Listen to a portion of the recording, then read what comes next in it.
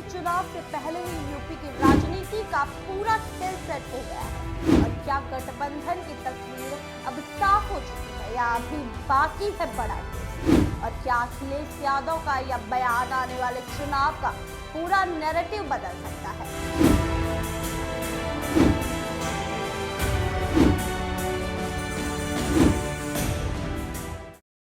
नमस्कार, मैं हूं प्रियांशु मिश्रा और आप देख रहे हैं कंटाप न्यूज। उत्तर प्रदेश की राजनीति में जैसे जैसे विधानसभा चुनाव पास आते जा रहे हैं, सियासी हलचल तेज होती जा रही है। और इसी बीच में समाजवादी पार्टी के अध्यक्ष अखिलेश यादव ने एक ऐसा बयान दे दिया है जिसने गठबंधन की राजनीति को लेकर एक नई बहस को जन्म दे दिया है। जयपुर पहुंचे अखिलेश यादव ने साफ कह दिया है कि समाजवादी पार्टी आने वाले विधानसभा चुनाव में किसी नए दल के साथ गठबंधन नहीं करेगी, यानी जो गठबंधन अभी है वही आगे जारी रहेगा।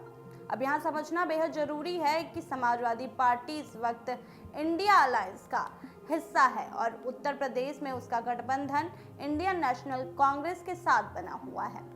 अखिलेश यादव ने यह भी साफ किया है कि समाजवादी पार्टी का फिलहाल राजस्थान में चुनाव लड़ने का कोई भी इरादा नहीं है, यानी पार्टी पूरी तरीके से यूपी पर फोकस बनाए रखना चाहती है।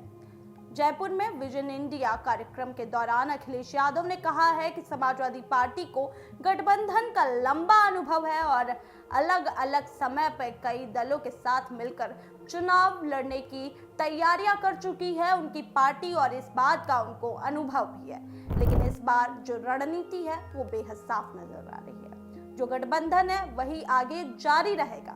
यह बयान सिर्फ एक लाइन नहीं है, बल्कि यह 2027 के चुनाव के लिए समाजवादी पार्टी की पूरी रणनीति का संकेत है।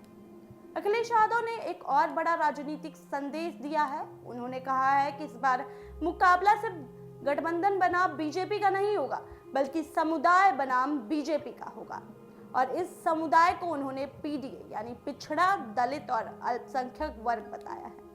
अब ये पीडीए फॉर्मूला क्या है? या दरअसल समाजवादी पार्टी की वो रणनीति है जिसमें वो अलग अलग सामाजिक वर्गों को एक मंच पर लाकर चुनावी ताकत बनाने की कोशिश कर रही है।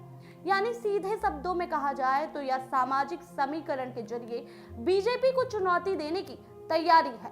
अब बात करते हैं उस मुद्दे की जिस पर अखिलेश यादव ने बीजेपी पर सीधे हमला बोल दिया है, और वो मुद्दा है मतगणना सूची।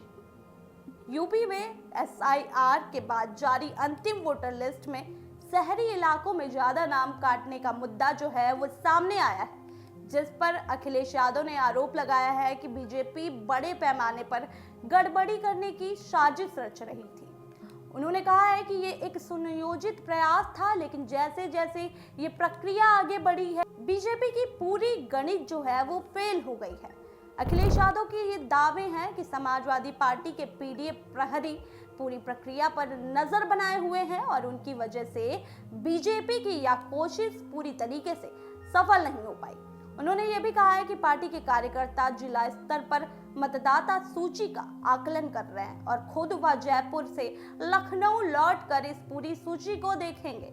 बीजेपी के शुद्धिकरण वाले दावे पर उन्होंने तीखा पलटवार किया है कि आने वाले समय में जनता ही बीजेपी का शुद्धिकरण कर देगी।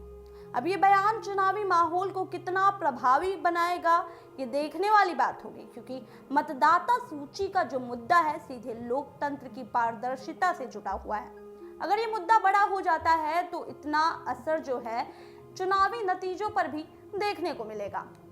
अब बात करते हैं उस बयान की जिसने सियासत के साथ साथ धार्मिक बहस को भी हवा दे दी है।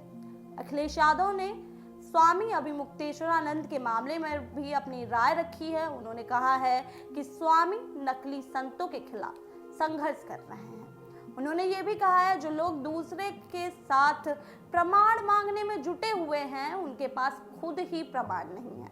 यहाँ अखिलेश यादव ने सीधे तौर पर उत्तर प्रदेश के मुख्यमंत्री पर निशाना साधा है और उन्हें नकली संत कह दिया है। ये बयान राजनीतिक तौर पर काफी आक्रामक माना जा रहा है और आने वाले दिनों पर इस पर और भी प्रतिक्रियाएं जो हैं वो देखने को मिल सकती है।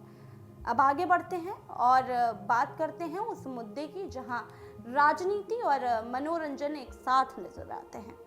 अखिलेश यादव ने बीजेपी पर आरोप लगाया है कि फिल्मों के जरिए विपक्ष के खिलाफ नैरेटिव तैयार किया जा रहा है। उन्होंने धुरंधर फिल्म का जिक्र करते हुए कहा कि काल्पनिक कहानियों को हकीकत की तरह पेश किया जा रहा है, लेकिन उन्होंने ये भी कहा कि जनता अब समझदार हो चुकी है और उसने धुरंधर का जवाब धुआंधार से दिया है। ये बयान साफ दिखाता है कि अब राजनीति सिर्फ भाषणों और रैलियों तक सीमित नहीं है, बल्कि फिल्मों, सोशल मीडिया और नैरेटिव की लड़ाई भी उतनी ही अहम होती जाती है।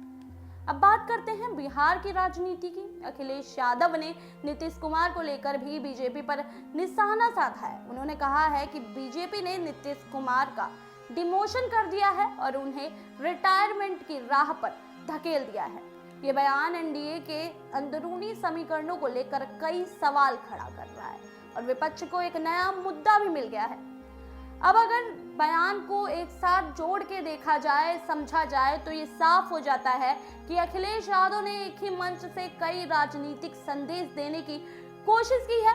गठबंधन पर स्पष्ट रुख है उनका, बीजेपी पर तीखा हमला और सामाजिक समीकरण को मजबूत करने का संकेत, और धार्मिक व सांस्कृतिक मुद्दों पर भी आक्रामक रुख। लेकिन सवाल यही है कि क्या समाजवादी पार्टी की रणनीति 2027 के चुनाव पर काम कर पाएगी? क्या पीडीए फॉर्मूला बीजेपी के मजबूत संगठन को चुनौती दे पाएगा? और सबसे बड़ा सवाल, क्या मौजूदा गठबंधन ही जीत दिलाने के लिए काफी है या फिर चुनाव नजदीक आते आते सियासी समीकरण बदल सकते हैं? क्योंकि राजनीति में कुछ भी स्थायी नहीं होता और जो आज तय लगता है वह कल बदल भी सकता है। फिलहाल इतना जरूर है कि उत्तर प्रदेश की राजनीति अब पूरी तरीके से चुनावी मोड पर आ चुकी है। बयान तेज होते जा रहे हैं, रणनीतियां बन रही हैं और आने वाला मुकाबला बेहद दिलचस्प होने वाला है। आप इस मुद्दे को कैसे देखते हैं कि क्या अखिलेश यादव का ये दाव सही है? क्या गठबंधन की यह रणनीति काम करेगी? अपनी राय हमें कमेंट बॉक्स में जरूर बताइए। फिलहाल के लिए इतना ही। मैं थी आप सभी के साथ प्रियांशी मिश्रा। देखते रहिए कंटाप न्यूज़।